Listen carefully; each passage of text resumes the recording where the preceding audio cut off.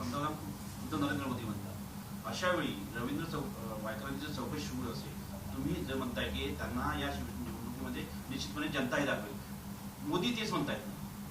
हो ना, आमचं तेच म्हणणं आहे ना. मग त्यांना या सगळ्यांना उचलून सोयीप्रमाणे आत टाकतायत आणि 1 वर्ष झाल्याच्या नंतर मग कोर्टात सांगतात की आमचं काहीच म्हणणं नाही, त्यांना जामीन देऊन टाका म्हणून. म्हणजे निवडणुकीच्या तोंडावरती असं घाबरवायचं, स्वतःकडे घ्यायचं.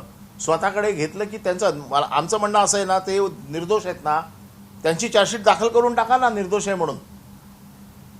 त्यांची चौकशी पूर्ण करा आणि निर्दोष आहे म्हणून जाहीर करून टाका. म्हणजे तुम्ही सोयीप्रमाणे काम करताय.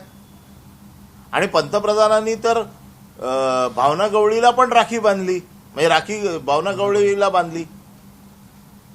आता असं आहे की बहिणीचं रक्षण करू शकत नाहीत ते, देशाचं काय रक्षण करणार? आपल्या धर्मामध्ये ज्या वेळेला बहीण राखी बांधते भावाला, ती ह्या उद्देशाने बांधते की माझं भाऊ रक्षण करेल. देशाचे पंतप्रधान आहे, छोटे माणूस तर नाही आहे.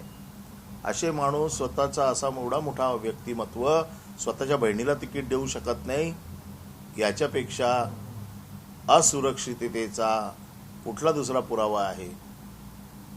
आणि ह्याच्या पुढे हे 40 लोक जे गेले आहेत, यांच्या तिकिटा किंवा यांची उमेदवारी पुढच्या काळामध्ये कशी धोक्यात आलेली आहे, हे यातनं हे सिद्ध झालेलं आहे. परब साहेब, नाशिकमध्ये देश विदेशातील प्रत्येक घडामोडींचे लाईव्ह अपडेट मिळवण्यासाठी आता साम टीव्हीच्या सर्व सोशल मीडिया प्लॅटफॉर्मला लाईक, फॉलो आणि सबस्क्राईब करा. तसंच सर्व नोटिफिकेशनसाठी बेल आयकॉन प्रेस करायला विसरू नका.